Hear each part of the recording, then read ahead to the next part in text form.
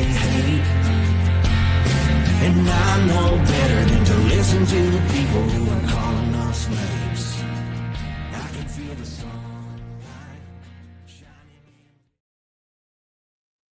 Well, good morning and welcome to episode 874 of the Lots Project Morning Show, where the coffee is strong, the opinions are stronger, and everything is always filter free. I'm Brian, your host, and it's February 9th, 2026. This morning I'm enjoying a fresh cup of light Ethiopian from foodforestfarms.com because life's too short for shitty coffee. At Food Forest Farms, your beans are roasted by real human hands using Clean Stream Air Roaster. More than just a customer, your family. Get 10% off with the code LOTS10. That's LOTS10 for 10% off some awesome coffee. And the shipping is always free. While you're there, check out the C4 Club for even more awesome perks. Today we got another packed show. We're going to be surveying the ice storm damage at the cabin property, how the feds keep finding new ways to kill side hustles, a new flashlight I've been testing out, and because apparently we're not done with everything yet, Epstein. Grab your coffee, smash that like button, and let's get started. Good morning. How's everyone doing today? Martinson family in early. Good morning to you, buddy, too. Hope you're having a great time up there in the Great White North. Pip. Good morning, Pip. There's ice and there's ice. I-C-E-O. Oh, you mean that there's ice as in frozen water and ice as in the Immigration and Customs Enforcement Agency. Oh, good morning, Hunter. Thanks for popping in over on Twitch. Hope everything's going good down in the great state of Texas.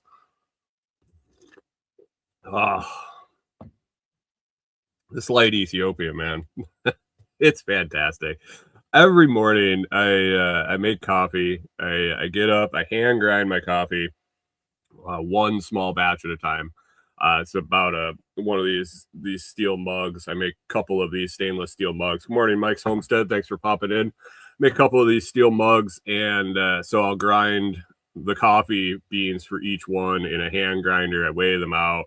I heat up the water. I make them in an AeroPress, and I sit there, and I'm like, it doesn't get old. It just doesn't get old. This coffee is good enough that every day it just puts a smile on my face, and it reminds me why it's such a good idea to buy that premium coffee, and it starts the day out right. But man, this light Ethiopian is hitting good right now. Over the month, my C4 Club this month, I got some darker roasts, I got some different things, I got a new experimental roast that he was making, but it always circles back to this light roast that I just enjoy a ton, the lighter ends. So hey, what are you guys drinking this morning? Anything good? Whiskey? Light roast, dark roast, Folgers, water, tea? All right. Well, let's get to it. Let's rip the Band-Aid off and take a look at Bitcoin this week. It's been a rough week for Bitcoin. Prices dropped a little bit. Let's see. Did it start before last week's show? Has it been over a week? I don't know. My guess, yeah. With looking at my guess at 78,787, it must have dropped some more. I know last week I forgot to announce the price guessing game on the show. I forgot to give my guess. Somebody reminded me in the Telegram group after, and we got that going, and so I got the list here. But yeah, I picked 78,787 as we were sitting, I think, in the 80s last Monday. I don't want to pull up a chart right now, but I think we were in the 80s last Monday, maybe mid 70s, but we took a big old dip down to the very lower 60s. But right now, as of 6:06 on February 9th, 2026, Bitcoin price is sitting at $68,980 for one Bitcoin. And on February 9th, 2026 at 6:06 a.m. My guess for the guessing game was 78,787. I'll let you know right away. That isn't the winner. But we do have some interesting guesses beyond that. Everything was all over the place. I think there was some sentiment that Bitcoin was crashing to zero. There was some that there was going to be a big bounce. There was some that was going to go down significantly more and then stop. So the guesses for this week, the lowball guess that came in over in the Telegram group was Canadian Farmstead coming in at 50,000. 50,000. He thought she was going down to 50. Not quite that far, but let's see on the high end. The highest guess we had was in Scramblin'. Scramblin' came in with 82,750. He was hoping for a big old bounce. John Palmer, 78,910. Blueberry, Texas, 78,862. Palm Tree with a 74,000. Arlen,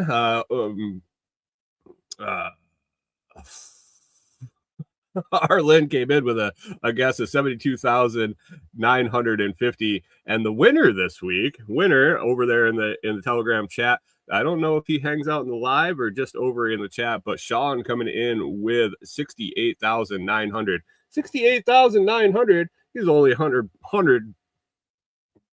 Man, get that guy in the guessing game some more. Sean with the win, 68,900. If anybody's listening and over in the Telegram, you can let Sean know that he almost nailed it on the price this week. So, with the current price at 69,000, just right, $69,040. I'm going to make a prediction next week. I think we're going to rebound a little bit.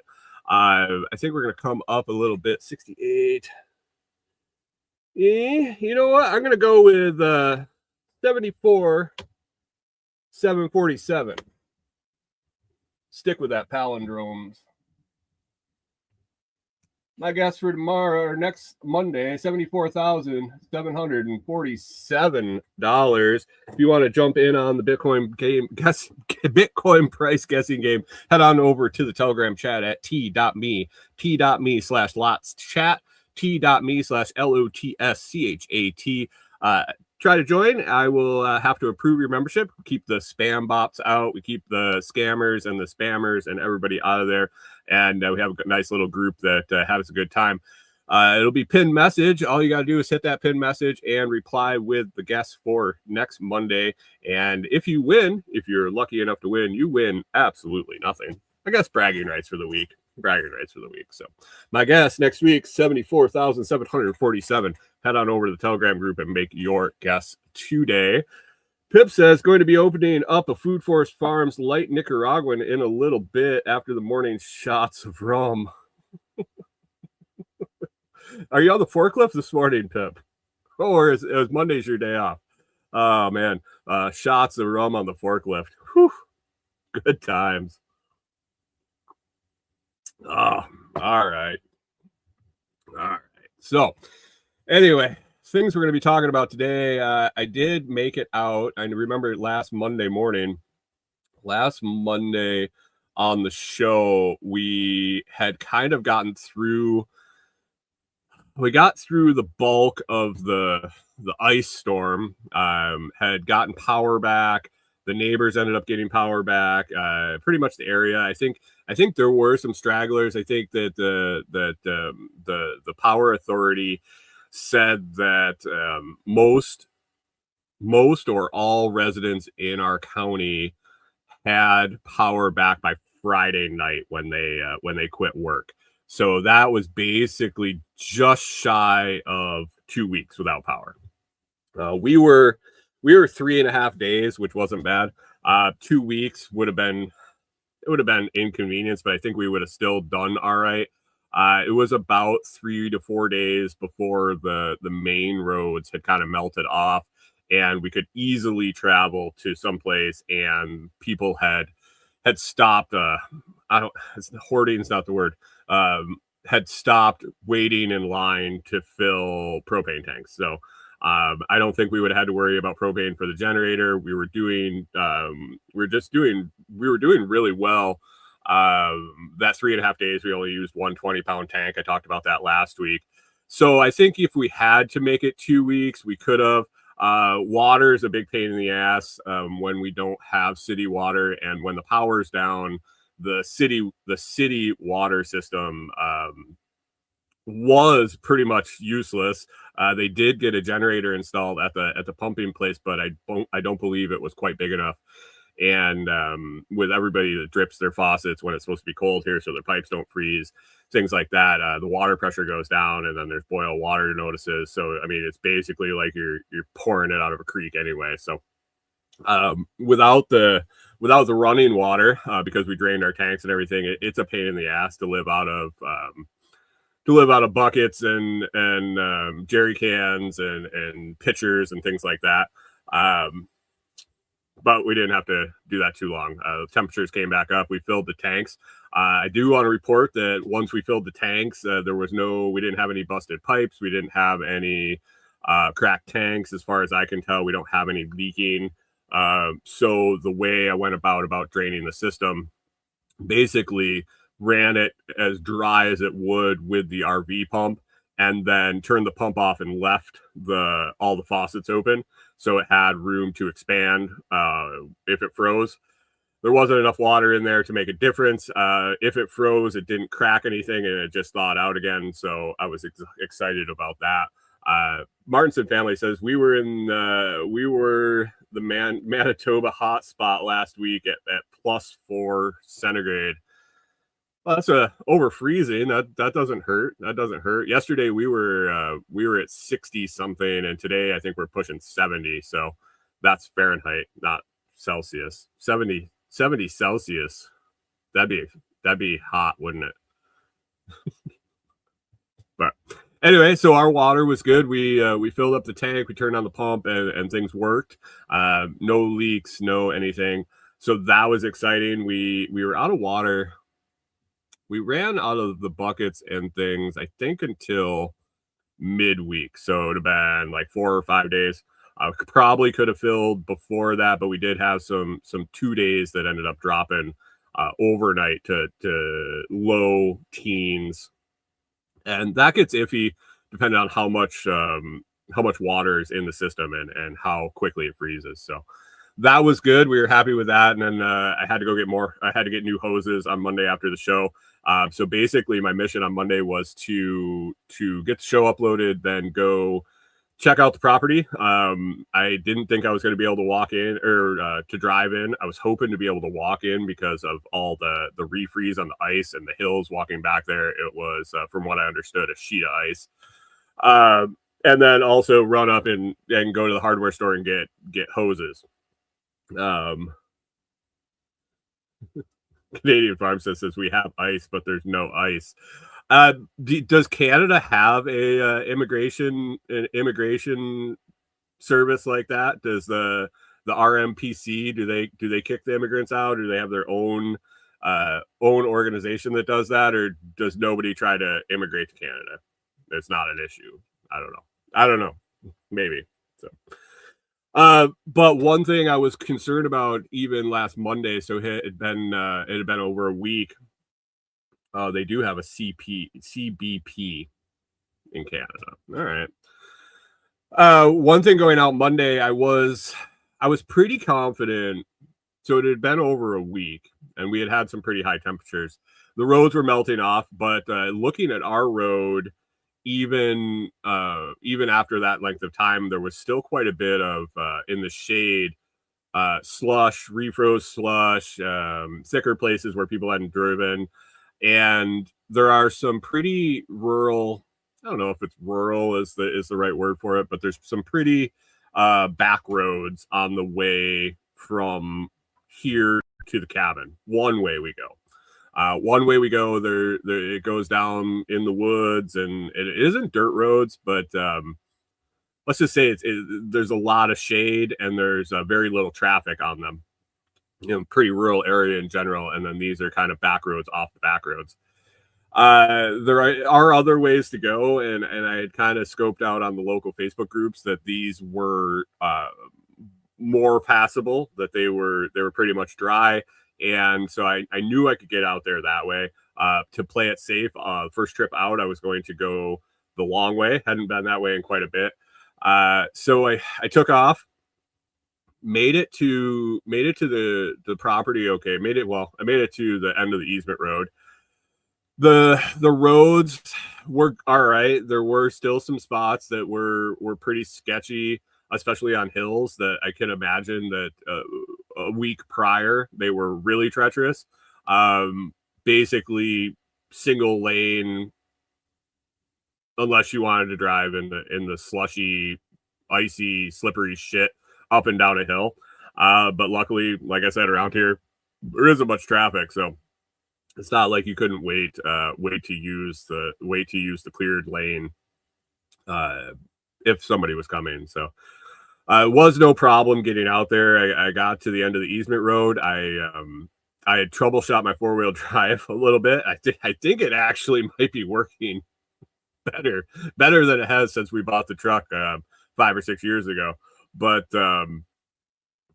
got up to Jamie's, got up to a parking spot at the first house on the easement road, and decided I was going to walk in to check out the cabin. The easement road was still completely covered with snow, slushy, ice stuff.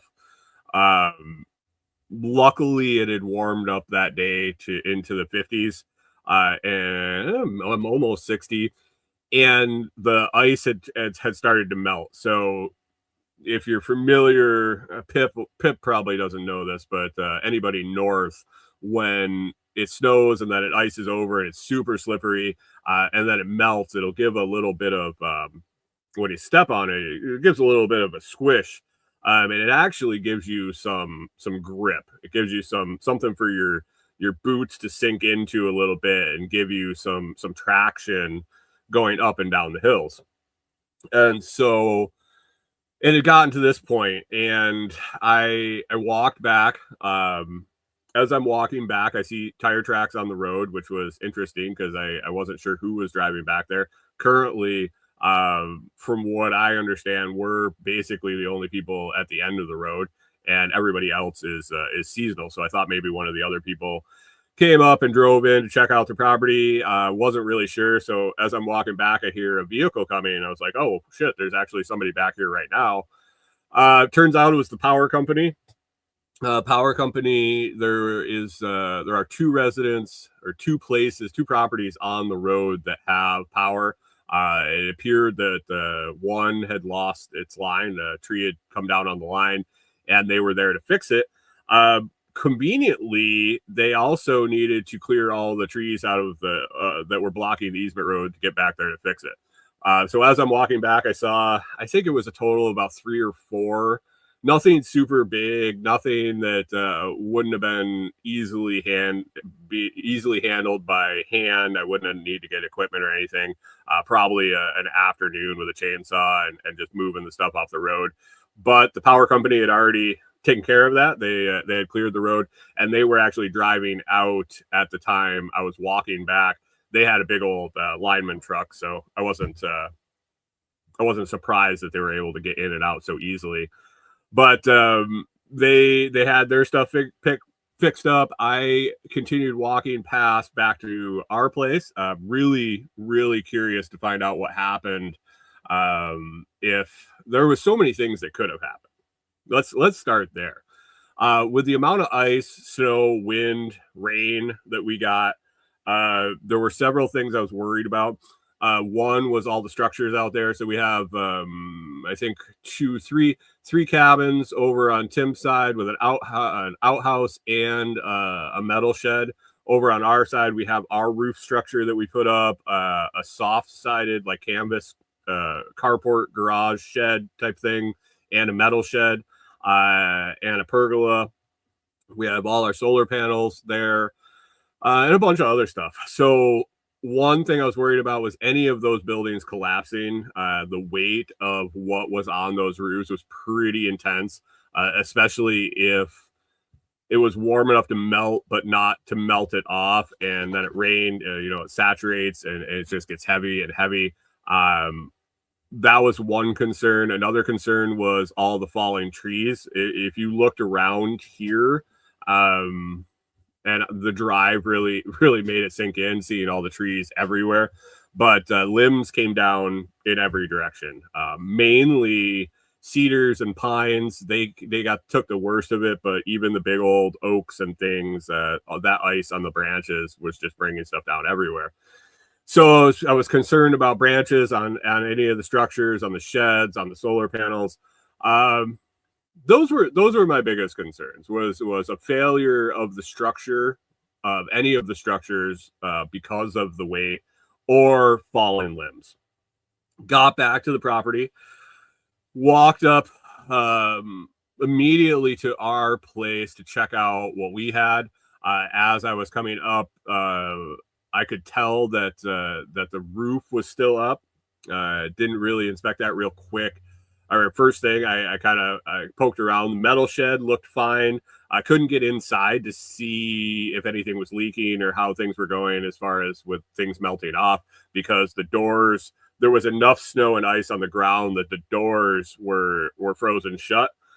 Same thing with the soft shed that didn't collapse, which I was amazed, especially after seeing how much built up snow and ice were in on the top.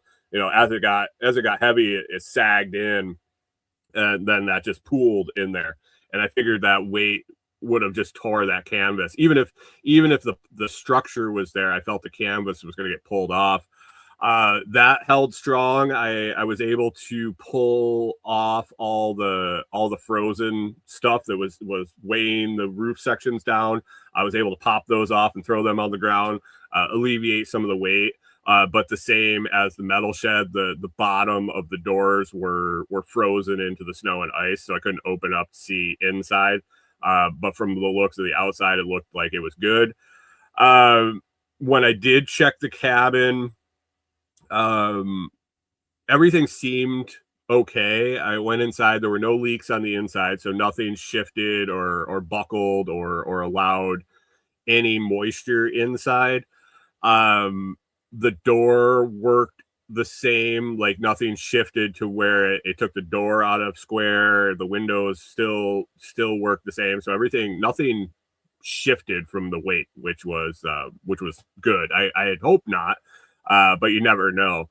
And the roof had already melted all the way off. Like the piles of the ice that had flown off the roof laying on the ground were pretty big. So there was a decent amount of stuff up there. And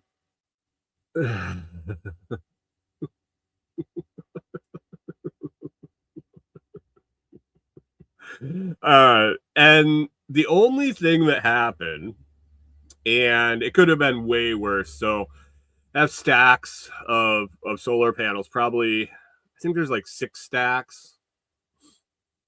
or 7 stacks of solar panels that we will eventually get ground mounted there. And one tree limb smashed a stack. I shouldn't say it smashed the whole stack. I haven't inspected it yet, but a quick look at it, the tree limb was still on it.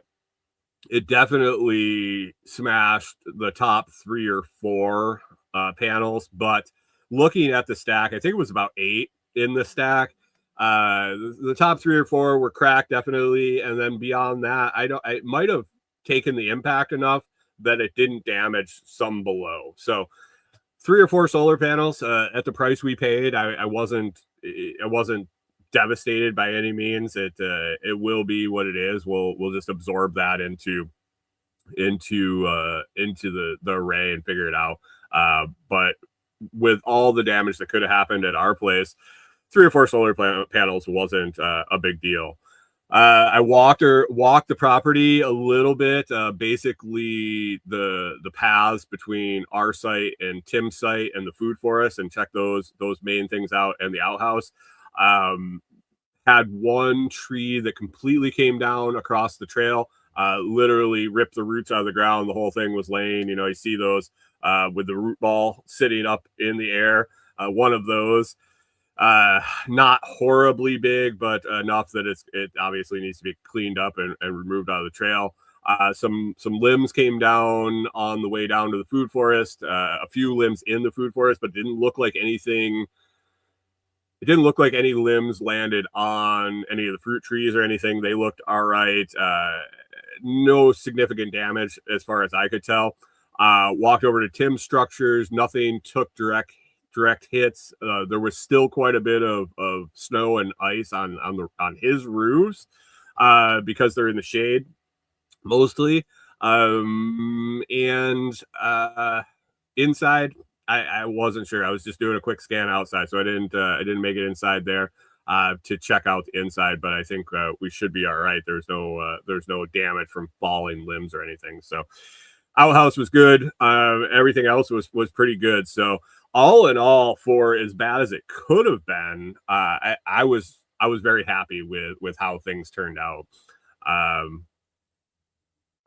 Now it was a waiting game. Corey and I, it was my birthday weekend. Oh, by the way, had kind of hung out and did our thing. Corey had a 3-day weekend. We hung out and celebrated this weekend, and made it out there a little bit.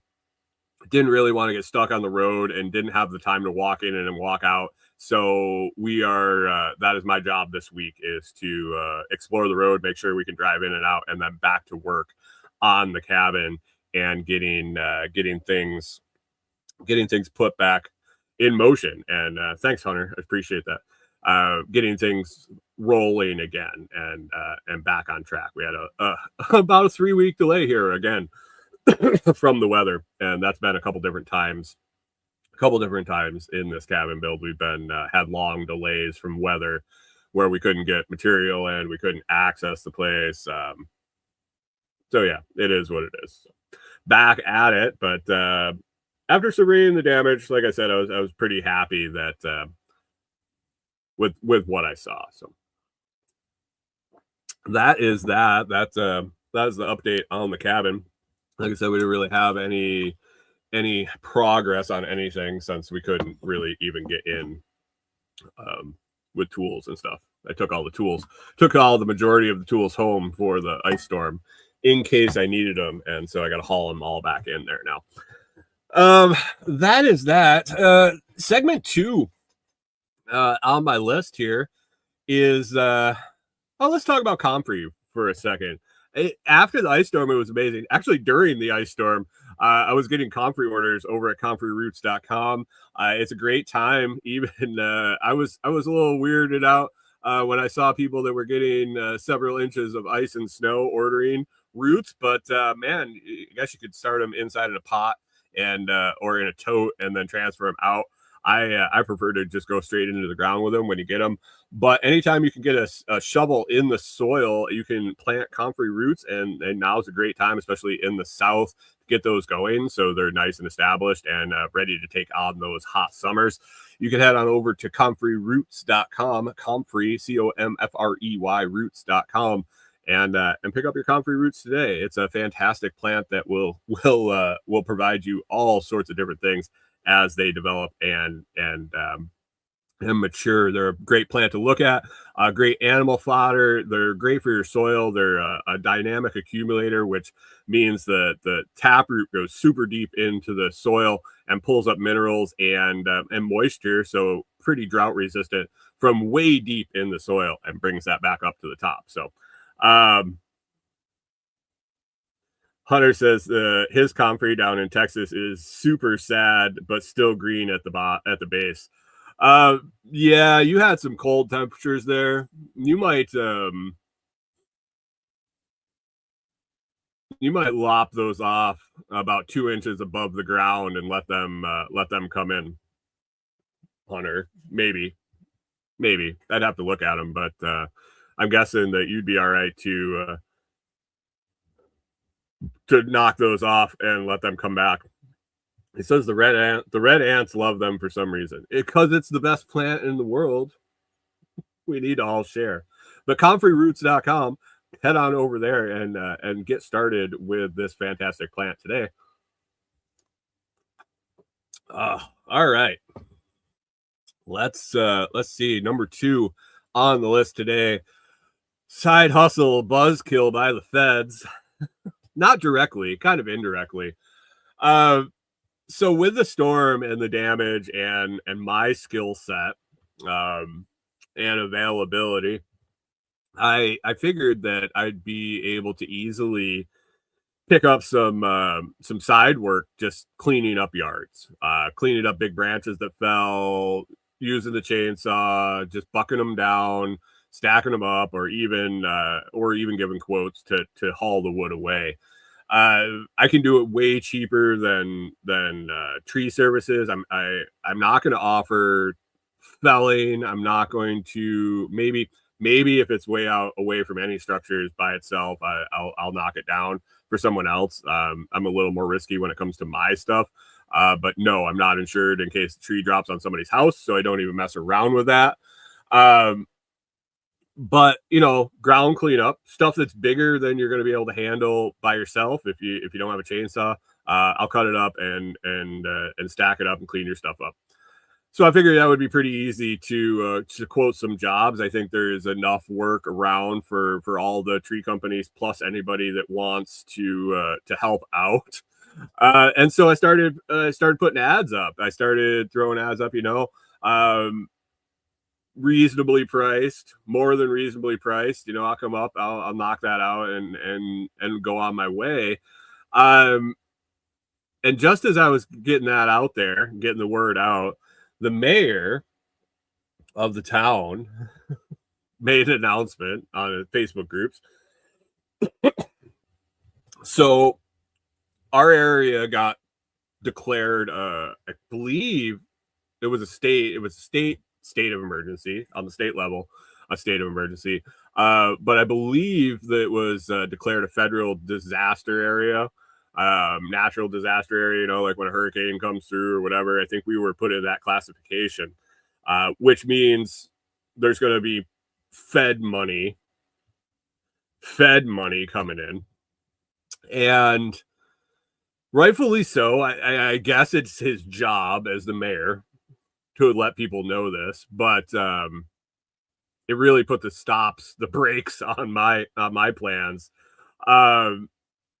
He said, we're going to qualify for federal aid, but if you clean up your stuff, when the money shows up, you won't be able to qualify for the money. Now, I don't know if this is true. Don't jump on my nuts if that's not true. Like if you can document what you did, you got receipts, all that.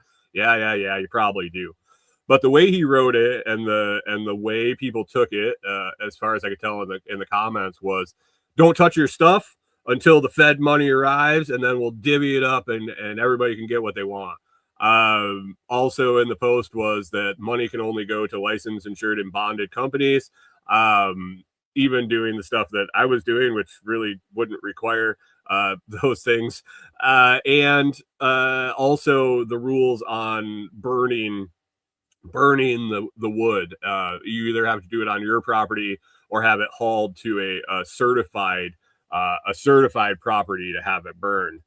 So lots and lots and lots of rules coming into play when the Fed money comes in, which in my mind is, when does that show up? From what I can tell, it's months and months. So all these places have these huge limbs just laying all over, waiting for maybe a couple of ducats from the Fed, which who knows how much money will come, how many people will actually get it, and then in the end, still have to get their shit cleaned up. So it really put the damper, and nobody's getting anything cleaned up. I drive around town now and everything's just as is, status quo.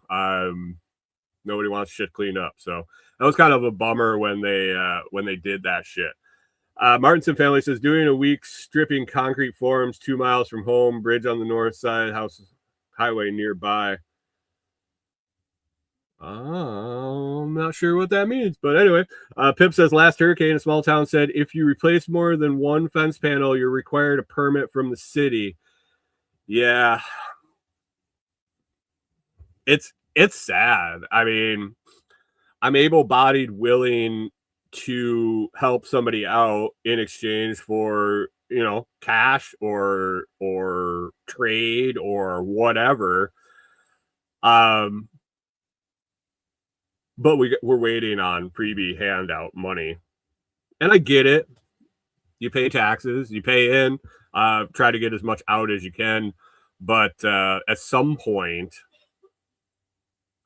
is it worth waiting for the $100 I was going to charge you to clean up your side yard? Like, really? By the time you get your applications in, and now you charge, now you're calling a full scale company to come in and do a job that the neighborhood teenager or neighborhood old guy could have handled himself, they're going to charge you 5 times as much and possibly end up paying more than what you're actually going to get allocated from the Fed, plus what you were going to pay me. Who knows? Who knows?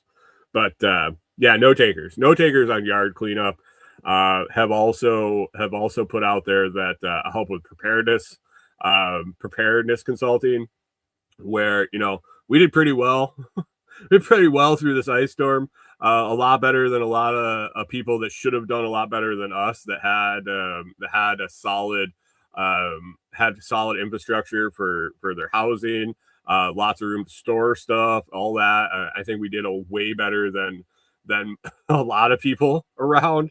And I just thought I'd help people out and help them figure out how to not suffer during these things, because it seems like every year that we've been here so far, there's been something, whether it be a tornado or a ice storm or a snowstorm, that is disrupting supply chains, or keeping people from traveling, or knocking out power, or any of a numerous things, where we just kind of roll with it because we're set up to.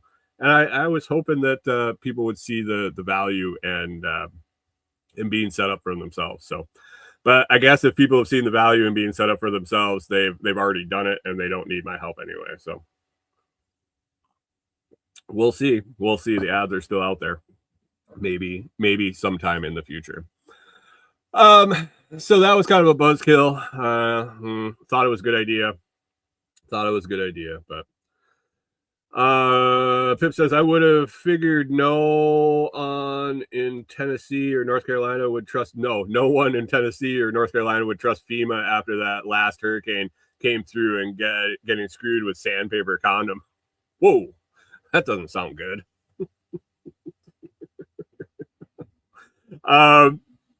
Yeah, you for as much of a anti-government sentiment as you pick up the vibe around here, they also really clamor for their government, their local government. They want people to be taking care of them. It's really kind of a weird mix. And we had the Red Cross show up. I think it was 4 or 5 days after the storm. They started showing up with meals, 2 meals a day distributed. Thankfully, the fire department here, I do have to give a shout out to the fire department here. So we got a little volunteer fire department in town. The police chief, or the fire chief for the fire department, they had all hands on deck, man. They were there at the fire station for it must have been 5 or 6 days straight, 24/7, keeping it warm, having food provided. They were providing transportation for folks that couldn't get out of their places. They had side-by-sides and UTVs and 4-wheel drive trucks and the fire trucks. They had all the vehicles to go get people. They were bringing people meals. They were taking people to bring them in to get warmed up and give them shelter. And that was all on a local level, and the local fire chief. So hats off to him. He did a great job. They had constant, chili on and meatloafs, and they were making the big time comfort food to help people warm up and stay okay during this whole thing. So that was really nice to see. Yeah. Take care of yourself. No one's coming. That's what I learned. And the other thing I saw yesterday on Telegram, the Self-Reliance Festival group, somebody asked, what lessons did you learn from the ice storm? And really, other than some just operational differences that we would do, that maybe it wasn't something that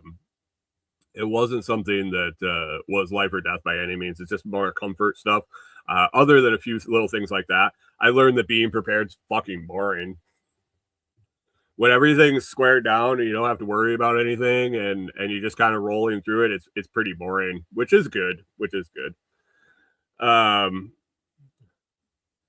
Pip is on. Pip must have been having more than a few shots this morning. Pip says, what word starts with the letter F and ends in uck? Fire truck. Jesus, Pip. Let's move on. Let's move on a little bit. I've been checking out this product, so I really slowed down through the holidays a little bit on getting product samples. Both there were multiple reasons for that, but I had a company reach out and ask if I would take a look at. Chris Dixon says, when being prepared doesn't change anything, you've done it right. Good morning, kids. Hey, Chris, thanks for stopping in. Appreciate it. I had a company reach out and ask if I would check out their flashlight. Hey, you want to check out my flashlight? I clicked the link. I was like $100 flashlight. EDC style flashlight. I was like, yeah, I'll check it out. It had multiple light modes and everything. They sent it out. We had the snow and ice storm. It sat at the mailbox for quite a while, and then I got it. So I've had this thing for, I don't know, 3 or 4 days now. I've been checking it out. Here, I'll show it. You think that's an EDC? You're like, oh man, that's pretty big for an EDC.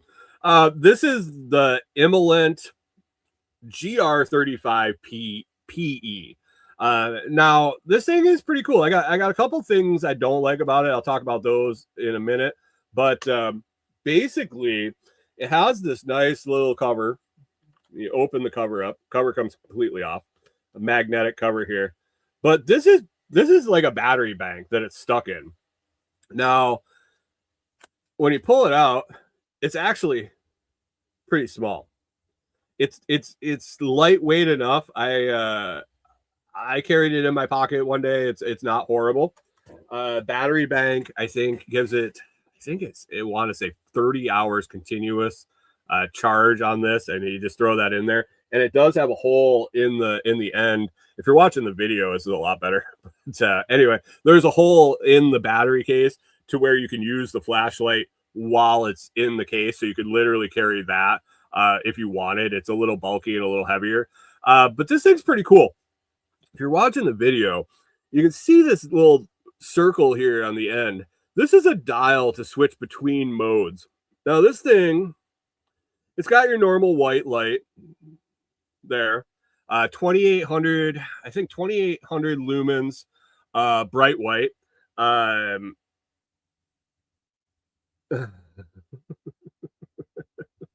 2800 lumens, bright white. It's got 5 different levels of the white. And what the brightest is pretty bright. I was using it outside. You could see quite a ways. It sends out quite the beam.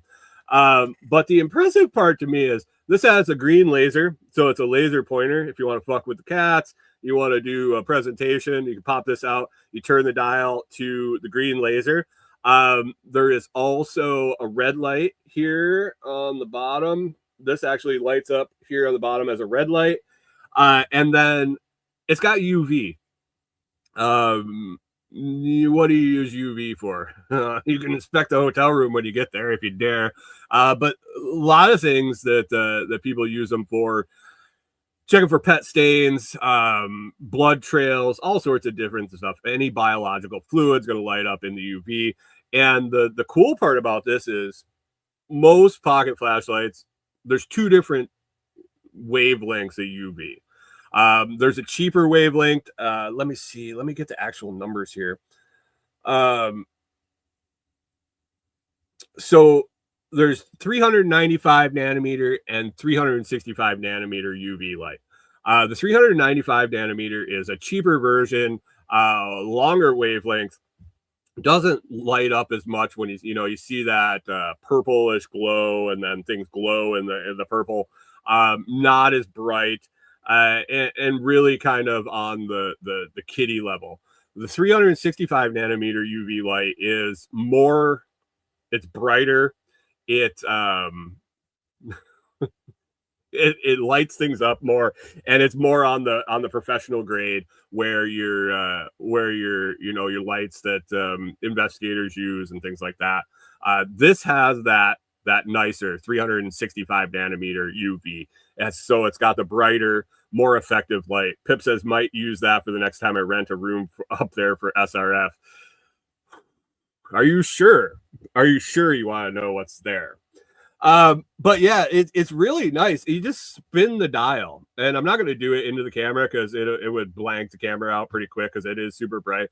But basically, you spin the dial, and it changes between modes, and I find it really convenient.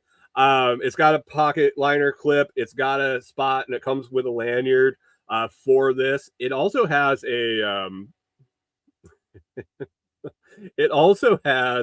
a lock button, and that's a big thing for me. To turn it on and off, it's a button inside the dial here, but it has a lock button on the side. It's you double tap the lock button and it's locked. You can put it in your pocket and not worry about it coming on.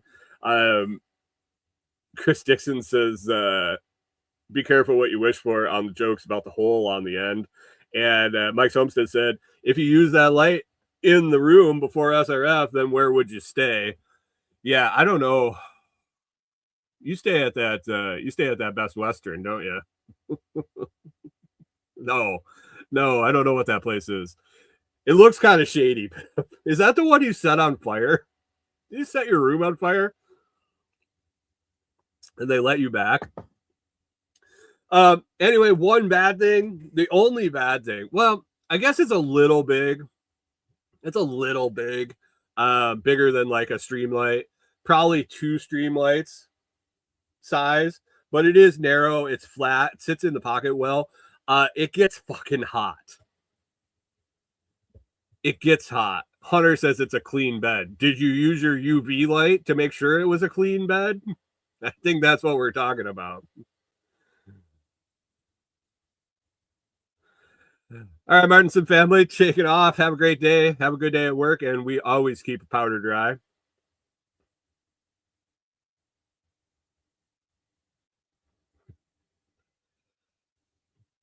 Chris Dixon says if that UV light comes on in your pocket, you get skin cancer on your left nut. What if you keep it in your right pocket? Hunter says his bed was clean. You used the UV light to check the bed? All right. Well, I guess it's safe to stay at the whatever hotel that is on I-40. Oh, yeah, Pip didn't set his room on fire. He just turned the smoke alarm on twice from cooking food in an air fryer.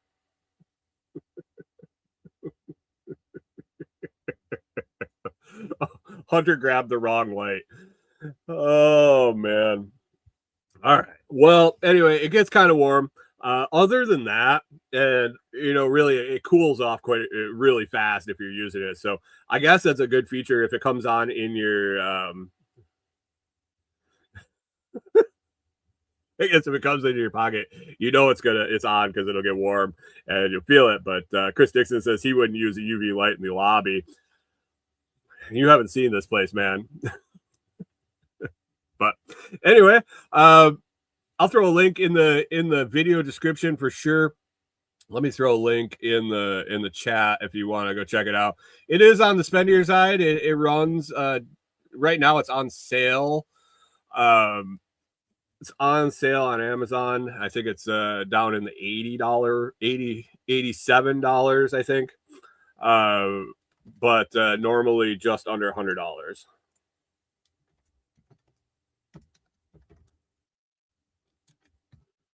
And there is the link. I'll get that in the video and the audio description also in case you're watching or listening later and you want to go check it out over on Amazon. It is an affiliate link, and if you click on that, even if you don't buy the flashlight, but you got to do some shopping today, I will earn a little credit for it, and it helps me keep doing what I'm doing, so I appreciate that greatly.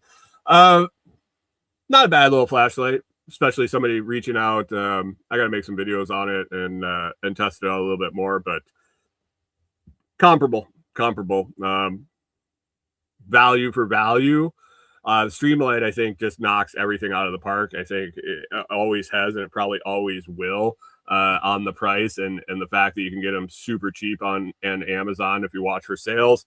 But this has some extra options with the laser pointer and the UV and the signal light and the battery bank. So there's a lot of value stacked in there, all in one. I think it would be good for definitely good for somebody doing like a tech, service tech, or a remote tech, or someone in the trades that has a tool pack, and you can throw it right in there. Maybe if you have a service van and you're going to jobs, you could keep that battery bank plugged in right in your van and throw that in and out as you go about your day. I don't know, day-to-day use, just a pocket flashlight. I don't know. It might be a little much. It's up to you. Up to you. Anyway, let's move on. You know, if watching the value of Bitcoin going down doesn't scare you off, and you're still thinking about holding long-term, hodling for dear life, you might want to check out the Blockstream Jade and Jade Plus hardware wallet. To keep your Bitcoin safe. The price should go back up. I'm not going to say it will. Price should go back up, and probably should go back up more than it was before. It's usually how the pattern goes. You're going to want to secure your Bitcoin and have that little hardware device, and no one can send it anywhere without having that physical device. It's kind of like a backup, a two-factor authentication, a secondary key. Blockstream Jade and Jade Plus. Click the link down in the video description or the audio description to get 10% off. Or you can go to store.blockstream.com and use code TheLotsProject for 10% off. Appreciate it. Appreciate that. Chris Dixon says 80 USD. That's like 1,000 knuckles. Well, Pip says, did Satoshi go to Epstein Island, which caused the crash? Funny you mentioned that. Epstein. It's been a shit show. If you've been online, on Facebook, other places, X, they dumped just an absolute shit ton of Epstein documents. A lot of redactions, a lot of, at this point it feels just like placation. They're just like, here, this will keep you satisfied. What I think happened with this go around was there were so many documents, and so many documents that were just plain Jane, just pictures of screenshots of emails, Google email. How hard is it to take a Gmail and edit the text even before AI? Just like maybe 10 years ago, you're just on your computer and you want to copy, take a document and just replace the text. Gmail was pretty simple to just change that text. Now with AI, it gets exponentially easier. I think what happened was there was such a mass dump of Epstein files that anybody that wanted to say anything could easily spin up an Epstein document and post it on Facebook. It didn't necessarily need to be in the file dump. 99% of the people that were scrolling through Facebook was going to see the sensational headline, see the document that you may or may not have made, take it for fact, not go check to see if it's an actual document or what it actually says, and forward it on. I think that's what happened. Man, there were things from Bitcoin, there were things from Bill Gates, there were things, and a lot of it was true. A lot of it was actual. I shouldn't say true. A lot of it were legitimate files that could have been Jeffrey Epstein lying. It could have been Jeffrey Epstein joking. It could have been inside jokes. It could have been nefarious. It could have been not. I don't know.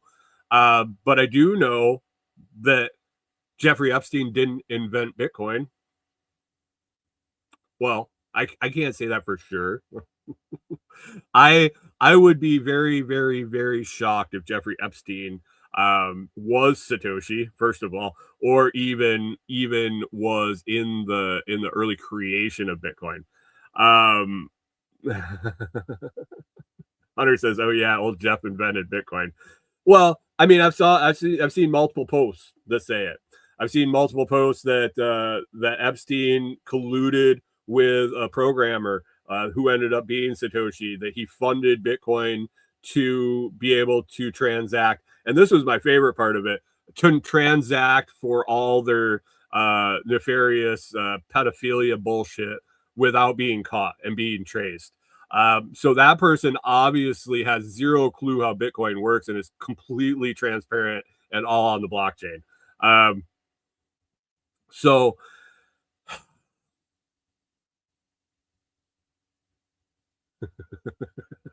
Pip says, I got to laugh about Bill Gates getting an STD and trying to drug his lady. That was solid. I don't know if that's true. My conclusion on that one is somebody with the amount of money that Bill Gates has isn't hiring dirty Russian hookers. Dirty as in going to catch something from them. But you don't know who else was in the room. Maybe dirty Billy Clint was there, and he had a little virus on his wee Billy Clint, and ended up spreading that on to Mr. Gates. I don't know. Does he not have the sack to tell his old lady that he gave her syphilis, and he has to sneak her antibiotics? I don't know.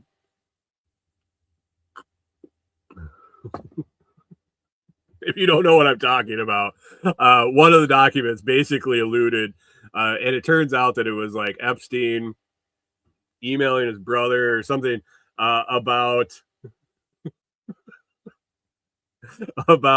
getting an STD from some Russian girls, and then needing to source some antibiotics to covertly dose his wife Melinda with antibiotics.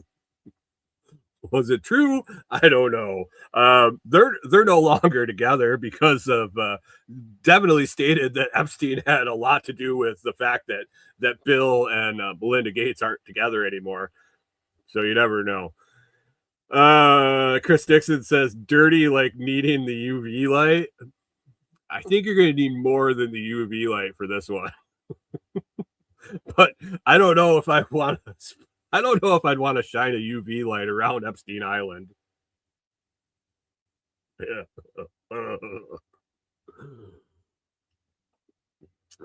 So did a bunch of documents come out? Were a bunch of documents redacted? Yeah. Will anything happen? This is the biggest thing. This is the biggest thing I see. This has been going on for years now. I'm trying to remember when was Jeffrey Epstein arrested? I mean, he's been dead a long time. First of all, maybe, I don't know. I think he's living somewhere, really. But the amount of time that these documents have been rolling out, have been going to be released, blah, blah, blah, and all this. Nothing's going to happen. No one's going to jail. The Clintons aren't going to jail. Bill Gates isn't going to jail. No one's going to jail. Nothing's going to happen. Same with the Somali daycare and the fraud in Minnesota and all the bullshit with nothing's going to happen. So enjoy it for the joke that it is, and move along. Don't get upset about it. It's just, it is what it is. It's the people in power staying in power and not being accountable for the things that happen. And do I know anything illegal actually happened? No, I don't. Do I suppose that it did? I am probably. Pip says, why does the whole room light up with the UV?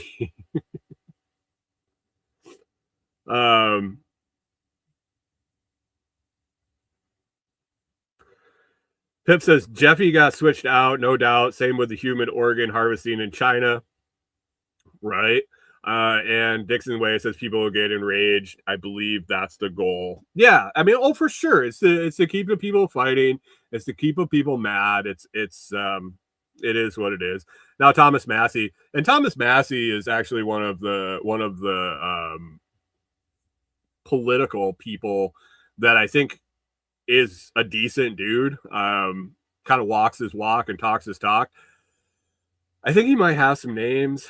I think he might release them. I don't know. Even if he does it really matter? I don't know.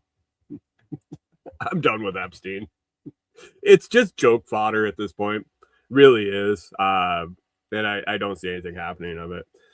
Got a busy week, guys. Gonna get back out to the cabin. Corey's got some extra time off this week. We're gonna try to get rolling on getting back to building and right now, I think we have some windows left. We got some framing to shear up. We got some windows to install. We got another door to install. We got to then we got to start getting into the metal. We got a lot of work to do, and yeah, it's time to get rolling on it. And so, it is what it is.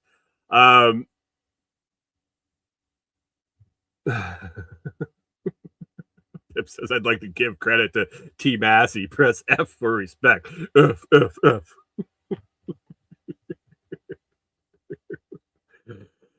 All right, Chris Dixon, have a good day. I'm taking off too, guys. Wrap it up. If you could visit those links in the video description if you need any of that stuff, and click or share the show. Share the show. Sharing the show would be fantastic. If you're listening now at the 1 hour mark, and you can do me a favor, share it with somebody. Share it with anybody. Share it with your socials. Share it personally with someone that could give it a listen. Let's try to boost this up a little bit and move forward. So if you want to get in on that Bitcoin guessing game, head on over to the Telegram chat at t.me/lotschat, t.me/lotschat, or head over to thelotsproject.com. Check out all the good stuff we got going on over there. Other than that, I hope you have a fantastic week. I hope it goes just the way you want. There's no disasters. There's nothing going on. We'll see you over in the Telegram group. And other than that, have a great week and catch you next Monday.